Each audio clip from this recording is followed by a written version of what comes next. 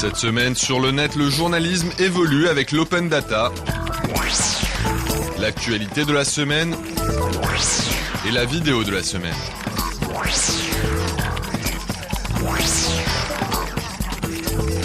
La plateforme internet data.gouv.fr a été lancée début décembre. Créé par l'État français, ce site met à la disposition des internautes des centaines de milliers de données administratives dans tous les domaines, comme la répartition des hôpitaux, les inventaires des musées ou l'ensemble des statistiques de l'emploi. Des chiffres bruts qui devront être retravaillés pour être compréhensibles par le public.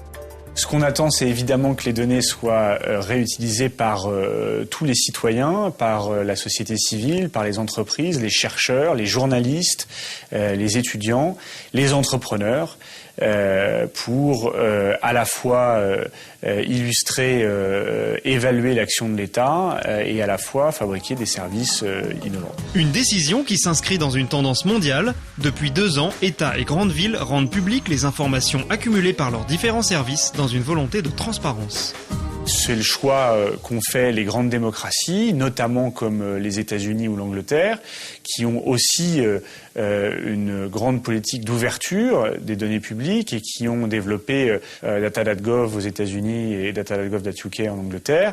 Une libération des données qui doit ensuite être transformée pour livrer ses secrets. Au quotidien Le Monde, en première ligne en France lors de l'affaire Wikileaks, on se réjouit de pouvoir travailler sur ces nouvelles données, même si elles gagneraient à s'ouvrir encore. Il y a beaucoup de données qui sont agrégées sans nous permettre d'avoir les détails par région ou par ville.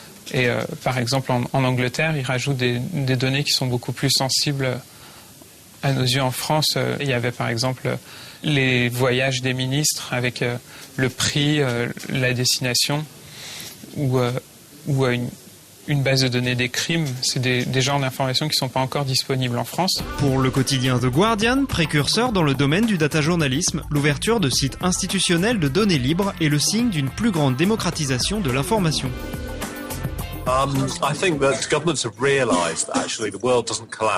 Je pense que les gouvernements ont réalisé que le monde ne s'écroule pas lorsqu'ils libèrent les données.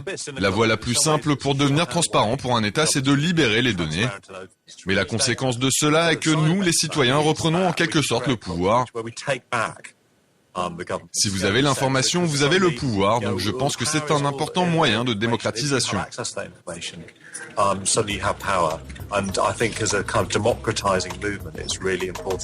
Un mouvement qui serait entraîné par l'évolution du web lui-même, avec des internautes devenus plus exigeants. Il y a aujourd'hui une logique que crée Internet et ses nouveaux usages, qui est d'adapter la gouvernance des États et de répondre à un certain nombre d'exigences, et notamment celle de transparence de l'ensemble des citoyens. Une exigence qui s'applique alors aussi aux journalistes. En utilisant des données publiques pour écrire des articles, les médias d'information doivent accepter les contributions, mais aussi les critiques des lecteurs.